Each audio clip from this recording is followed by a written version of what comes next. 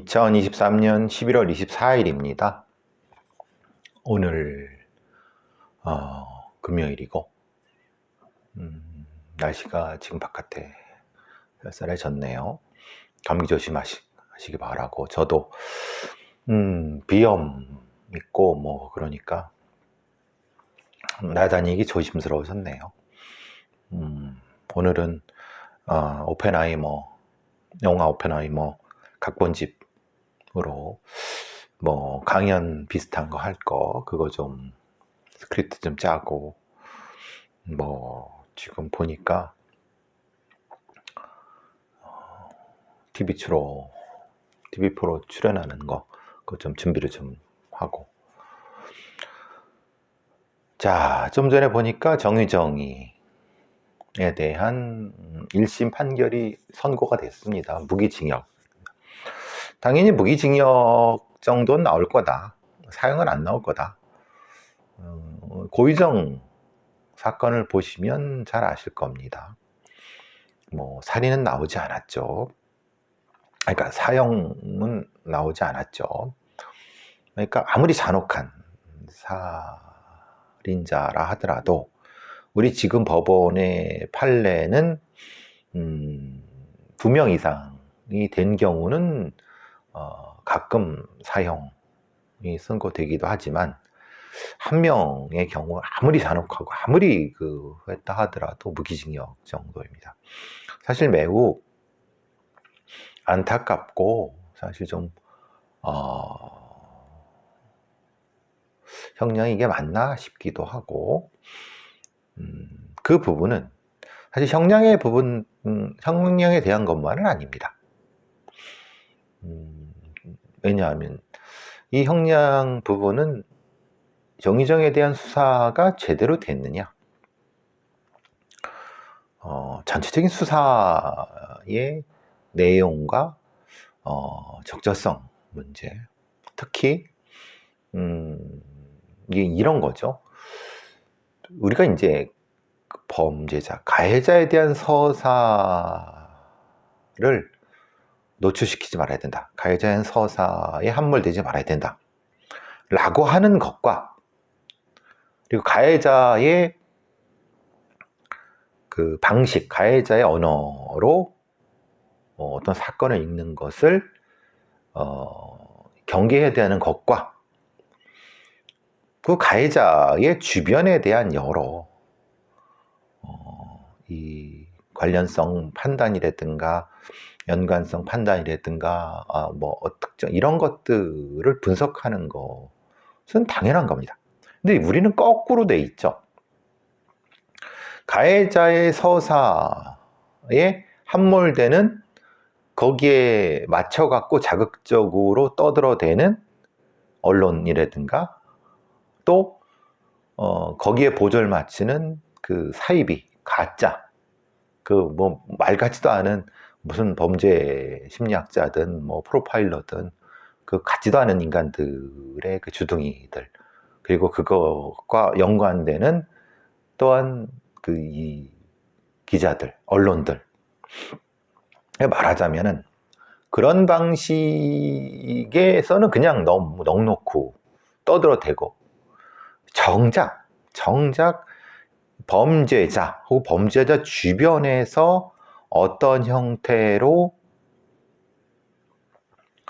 분석해야 되고, 그것이 어떤 이 틀거리로 분석돼서 그 결과를 산출해서 어떻게 이 아카이브를 축적해야 되니, 그런 부분에 대해서는 전혀.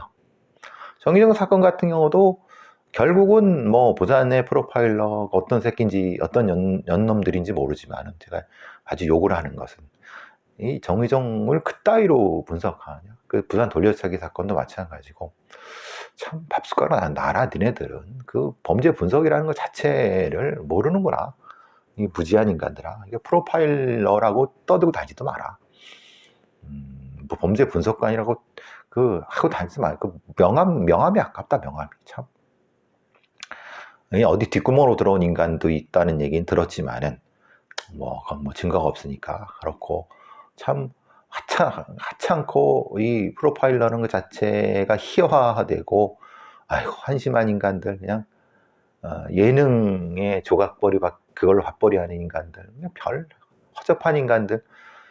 뭐 그건 그렇다고 쳐도 적어도 현직에 있고 아니면 그것을 해야 될 의무가 있는 사람들이라고 하면은 최소한 참 안타깝습니다. 어쨌든 정의정의 아버지에 대한 부분은 왜 언급이 안 됐느냐, 분석이 안 됐느냐. 정의정의 조부에 대한, 그 정의정의 아버지 관련된 여러 굉장히 의심나는 부분, 그리고 정의정의 조부에 대한 부분, 또 그와 관련된 여러 연관성 있는 사실과 팩트들에 대해서는 왜 수사가 되지 않았느냐, 또 수사만이 아니라 분석이 되지 않았느냐. 도대체 정의정의 니네들이 수사한 건 도대체 뭐냐? 이 허접한 이것도 수사라고 이따위도 수사라고 했느냐.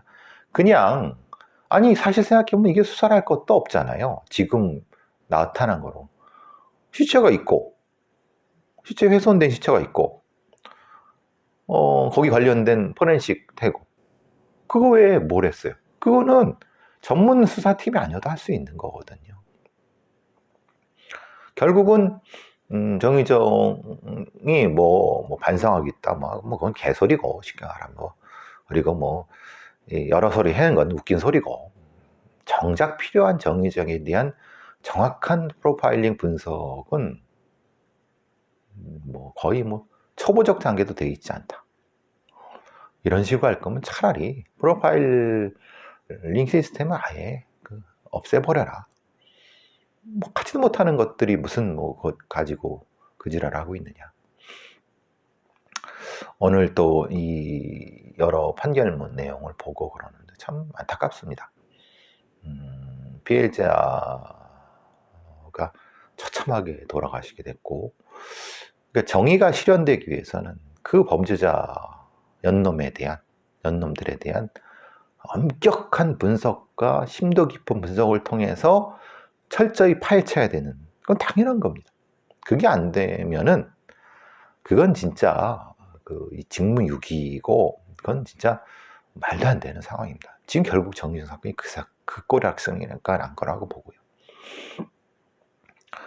모르겠어요. 2심, 3심 어떨지 모르겠는데 크게 바뀔 건 없다고 봅니다. 오히려 감형이 되면 감형이 될 수도 있을 거라고 생각합니다. 지금 적고라지로 봐서는, 적고라지의 수사와 기소로 봐서는 이게 그 3심 좀 2심, 3심 가서는 유기징역 30 몇 년 정도. 아니 그렇지 않다 하더라도 제대로 된 수사의 기록이, 제대로 된 수사가 진행되지 않은 기록이 없으면은 이건 분명히 10년쯤 지나서 이제 감형이 되고 또 가석방이 되고, 얘가 지금 20대 40대 안쪽으로 나올 30대 후반에도 나올 수 있다. 그때 이 미친 정의정 같은 년을 감당할 수 있느냐. 지 손으로 아주 잔혹하게 죽이고 확대하고 그걸 위해서 준비하고, 그 이전에 여러 범죄 관련된 전력들 훼손하고 교정이 되겠느냐? 절대 불가능하다. 30대 후반쯤 나와서 어떤 짓을 저지를지 참 암담하다는 생각이 듭니다. 그래서 제가 더 시간이 갈수록 소위 프로파일러 아니면 범죄 심리학 아니면 강력계 무슨 뭐 그런 형사 수사 이런 애들을 진짜 싫어하고 아주 혐오하는 이유가 그런 이유 때문에 그렇습니다. 이게 무슨 장난인 줄 알아요? 이런 것이 같지도 않은 것들이 참. 전청조의 옥중 편지가 중앙일보 무슨 옥중 편지, 이게 무슨 독립투사입니까? 이 쓰레기 같은 년을. 참 그래요. 얘가 뭐라고 그랬냐? 송파 유치장 입감 당시에 보낸 거, 피해자 2명한테 사기꾼들이 참 사기꾼을 가짜는 판사 새끼들이나 검사 새끼들이 잘 모르고 수사하는 애들도 잘 모르고 홀딱 속아 넘어가는 이유도 그런 겁니다. 특히 판사들은 사실 관심이 없죠. 무능하기도 하고 관심도 없습니다. 그냥 그 사건만 대충 처리하고 마는 그런 판사들, 그런 검사들은 사실은 우리 사회에 하등 쓸모없는 인간들인데, 존재들인데, 이거 보시면 도대체 전청조가 어떤 종류의 범죄자인지도 잘 모릅니다. 이런 애들을 어떻게 수사해야 되는지도 잘 모릅니다. 잘 보세요. 그러니까 피해자, 자기가 사기친 애들한테 이렇게 쓴 겁니다. 유치장이야. 지금은 긴 말을 쓸 수가 없어. 구치소 가거든 편지할게. 꼭 하고 싶은 말이 있어. 내가 네 피해자들한테 보러 와줘. 왜 보러 와줘? 와 진짜 어차피 피해액이 있으니까, 혹시라도 남은 돈이 있을까. 얘는 자기 이름으로 된 거 하나도 없으니까. 그리고 이제 그 다음이 가관이죠. 거짓은 있었지만 둘을 대할 때만큼은 정말로 진심이었다. 그러니까 거짓은 있었지만 진심이었다는 거예요. 그게 무슨 말입니까? 미안하고 사랑해. 보자. 이 지인이라고 하는 애들 1억 1천만 원의 투자 피해를 본 거예요. 근데 그 다음이 가관입니다. 그 다음이 이곳에서 편지 쓰는 게 참 그러네. 엄마를 통해 접견을 한번 와주면 좋겠다. 얼굴 보고 싶어서. 어떻게 지내고 있어? 나는 내가 저지른 죄만큼 많이 괴로워하고 있어 라고 그 입에 발린 거짓말입니다. 이거 100% 거짓말. 이게 완전 쓰레기 같은 년이거든요. 많은 이가 나한테 배신감처럼 나 또한 현이한테 그러고 있다. 현이가 나한테 그래. 이거 웃기지 않습니까? 그러니까 현이가 나를 배신했다는 거예요. 남현 씨가 자기를 배신했다는 거예요. 네? 남현이가 나한테 배신감 느끼게 했다는 거예요. 이게 무슨 말일까요? 그러니까 아니 정작 중요한 거는 남현이하고 관련이 없죠. 왜냐하면 이거는 본인이 범인이고 가해자고 피해자 둘이 있는 거예요. 근데 거기에 왜 남현이 얘기를 합니까? 그러니까 남현이가 자기를 배신했다. 남현이가 자기를 배신했으니까 쥐가 사기친 거잖아요. 그리고 얘가 날 배신해서 내가 분노해. 네? 너희들도 너희 피해자들도 나한테 배신감 느끼지? 응? 그래, 내가 그거 잘 알아. 왜? 내가 얘한테 배신을 당했으니까 라고. 좀 이게 이상하지 않습니까? 근데 얘네들은 이게 정상입니다. 그러니까 사기꾼들의 생각이 이게 정상입니다. 이게 정상이에요. 즉 말하자면은 자기가 잘못한 거에 대해서는 전혀 생각하지 않습니다. 완전 이게 진짜 포식자와 사이코패스입니다. 진짜로. 반사인격장애의 수준이 굉장히 높은 겁니다. 그러니까 야, 얘네들한테 배신감 느끼지? 야, 나는 오죽했 나는 어떻게 했냐? 남현이가 날 배신을 했는데 라고 하는 겁니다. 앞뒤가 뭐가 이상하죠? 무슨 유체이탈화법 같죠? 그 박근혜라든가 어떤 그 정치하는 애들 보는 그런 이상한 애들이 떠드는 거 좀 비슷하지 않습니까? 하여튼 이건 여자 혐오도 아니고 그럽니다. 예, 정치하는 애들도 저렇게 합니다. 전혀 자기 잘못은 없습니다. 내가 상처받은 거, 내가 너희들한테 상처 준 거 같지? 맞아. 나도 그건 알아. 왜? 나도 상처받았잖아. 순서가 바뀌었는데도. 그러니까 그것도 이제 접견아 주라. 미안해. 조조라는 게 JOJ, 전청조의 애칭인 것 같아요. 기들 사이. 인연은 모든 피해자한테 다 다른 애칭을 쓰고 각각의 이렇게 이 편지도 보내고 그럽니다. 그럼 이 피해자들이 반응이 어떨까요? 그나마 조금의 일만의 어떤 피해 회복이나 이런 걸 생각해서 와서 저걸 합니다. 얘기하다 보면 말로 홀딱 넘어갑니다. 그럼 어떻게? 야, 내가 이러고 있지만 얼마 안 살 거야. 어? 나 알지? 저기 뭐가 좀 있는 듯이.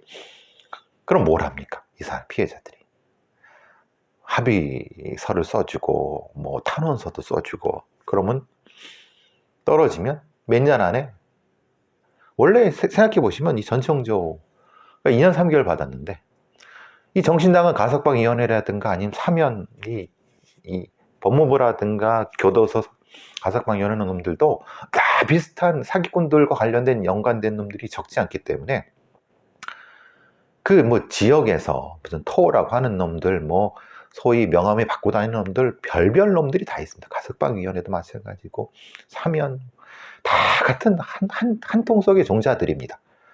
그러니까 사기꾼도 뭐 대충 뭐 그냥 뭐 피해자들은 울고불고 자살하고 그래도 뭐 신경 안 쓰고 그냥 그 가석방 해주고 가석방 기록도 공개도 안 하고 또 특별 사면이라고 뭐 일반 사면이라 합치고 뭐 대통령이란 인간 뭐 어떤 인간들 뭐 소위 그 가지도 않은 정치인 놈들이 또 이렇게 뭐 민생 사범에 또 풀어주면 또 좋다고 또 나가서 피해 회복 안 되면 안 돼도 사기꾼들 10년 받았으면 여러분 절대 믿지 마십시오. 몇 년 안에 또 나갑니다. 또 그 안에서 또 누구 시켜서 사기치고 또 하고 이게 이 인간들의 일상입니다. 그것을 또 도와주고 같이 하는 것들이 법률가란 것들이고 정치인이란 것들이고 또 그 주변에 처먹고 사는 놈들이 다 쌓여 있는 겁니다. 그러니까 순진한 진짜 아무것도 모르고 열심히 사는 일반 국민들만 등신대는 겁니다. 이 구조를 바꾸지 않으면 우리나라의 사기꾼, 사기 액수 제가 165조, 5년 안에 165조는 천만에 왔습니다. 1년에 126조 넘을 겁니다. 그 암수 범죄가 많기 때문에. 딱 보면 한 1년에 100조라고 생각하시면 됩니다. 딱. 인연이, 전통적 인연이 그 확인된 건 30명이고 지금 피해액수 35억이 넘습니다. 더 늘어나고 있죠. 남현희 씨와 관련된 건 한 10억이 넘는 거죠. 그러니까 기가 막히지 않습니까? 그 편지를 쓰는 것도 그렇고, 다시 한번 읽어드릴게요.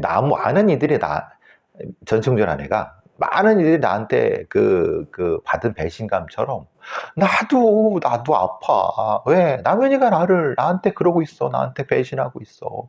이 남현이 막 그런 거예요. 이게 논리적으로 설명이 됩니까?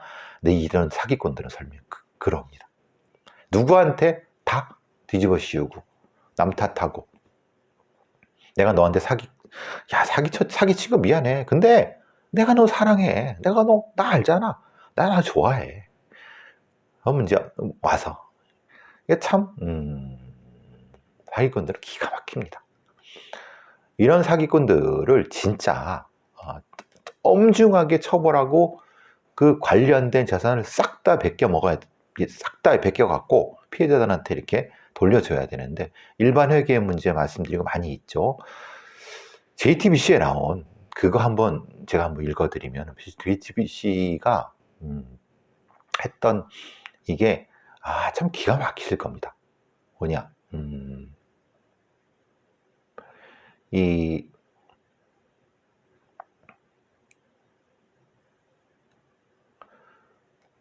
그 의사라고 속여고 유엔 이사 뭐 속여갖고 했던 전혀 의사도 아니고 뭐 부동산 전문가도 아니고 얘가 동대문에서 5,8년 애래요. 다 거짓말입니다. 근데 문제는 로펌이 무슨 부동산 자문위원 그것도 거짓말이에요. LH 토지주택공사 자문관 다 거짓말이에요. 200억을 사기쳤어요. 일본 명문대 정신과 최우수 회원소 의사라고 해도 그것도 다 거짓말입니다. 이게 어떻게 가능하냐? 이게 얼마나 이 새끼가 대담한지 한강 뷰가 보이는 강남 아파트 이 시세로 30억이 넘는 걸 월세를 빌려갖고 자기 집 있는 양 한 겁니다. 그게 딱 전청조 같은 애들 똑같죠. 그래서 LH의 계약 명의를 갖고 돈을 뜯어낸 겁니다. 200억 넘게. 실제로 LH 누군지는 LH에 근무한 적도 없어요. 의사 가운 입고 나와서 뭐 언론 인터뷰를 했는데 또 부동산 전문가라고 방송 출연도 했어요. 생각해보세요. 얘가 의사 가운 입고 나가서 방송 출연하고 부동산 전문가랑 방송 출연까지 했어요. 그런데 그러면은 얘 이름이 뭐 하는 놈인데 이름이 여기 지금 나오는데, 얘를 의사라고 해서 방송에 출연시켜준 그 방송은 어떤 책임을 지금 져야 됩니까? 또 부동산 뭐 전문가라고 방송 시켜서 지금 여기 종편이나 아니면은 뭐 이 종편만 아니라 증권방송도 부동산 엄청나게 케이블 TV가 많습니다. 아시다시피 채널만 해도 뭐 보통 그나마 종편이나 공중파 같은 데는 그나마 좀 낫지. 근데 또 종편이나 저 공중파도 깜빡깜빡 그걸 빼먹을 때도 있습니다. 이런 놈들이, 그러니까 그것도 출연 의사 가운 입고 출연하고 뭐 정신과 의사라고 딱 했는데 그걸로 또 사기당해요. 그거 보고 믿고 또 부동산 전문가라고 하고 또 어떤 데 증권 전문가라고 다 출연시켜줘. 정작 그 방송에선 얘를 검증을 해본 적은 있느냐? 한 번도 없을 겁니다. 그럼 걔네들은 어떤 책임을 질까요? 방송사에 전혀 책임지지 않습니다. 그리고 이게 얘가 걸려갖고 막 재판받고 그러면은 항상 하는 말이 나 맞아. 나 LH 전문가는 아니야. 근데 이렇게 한 게 따로 주범이 따로 있어. 나도 피해자야. 로펌 자문위원이라고 같이 하죠? 아니야. 네가 몰라서 그래. 로펌 애들은 이렇게 뒷구멍으로 해. UN NGO 이사라고 외교부에 확인했대. 외교부 모른다는데 야, 한국 외교부가 어떻게 알아? UN에서 확인해야지. 이런 사기꾼들이 수백억 사기칩니다. 어떻게 보면 전청조 같은 애들은 애교죠. 어떻게 보면 애교죠, 애교. 그러니까 참 웃기는 거예요. 근데 정작 얘에 대한 수사도 개판이고, 그 판사들이 어떻게 판결했는지 아십니까? 얘 전과 없대. 없죠, 당연히. 왜 없냐? 그 이전에 이미 아까 제가 말씀드린 거죠. 사기꾼들이 하는 것처럼 그 식으로 하니까 대부분 어떻습니까? 집행유예.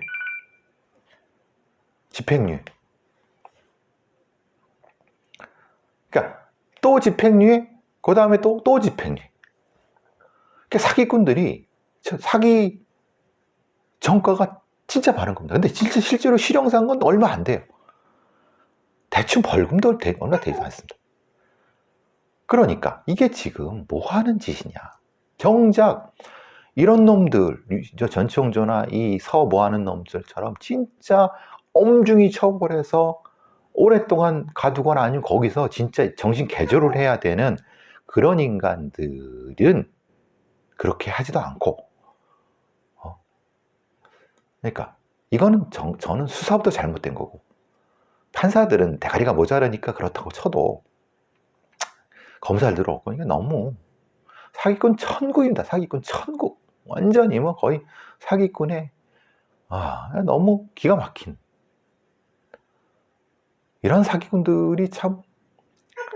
그런데 정작 전세보증금 16억을 떼어갖고 한 사기범이 징역 3년 6개월을 받았대요.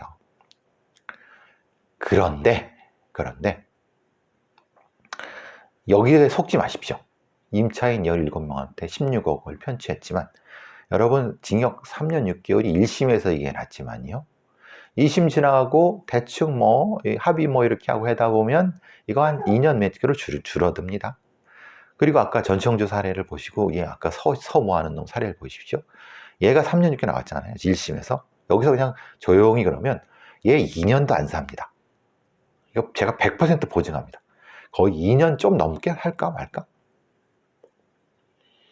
사기꾼들이 얼마나, 우리나라의 법률가들이라든가 판사나 검사, 이 법률가들이 얼마나 사기꾼들을 좋아합니까? 말도 잘하지, 뻘끔하지, 돈 잘 쓰지, 수임료 잘 주지. 기가 막힌 노릇 아닙니까? 그럼 도대체 누굴 때려잡아야 되는 겁니까? 네? 이게 참 요즘 이런 사기꾼들 얘기 보면 좀 한국 사회의 정의가 어디 있는가에 대한 많은 깊은 고민을 많이 합니다. 제가 계속 이런 말씀 드리지만 이렇게 가서는 안 된다. 진짜 이거는 큰일이다. 그런 생각이 됩니다. 전화가 와서 전화 받고 또 해야 될 것 같습니다.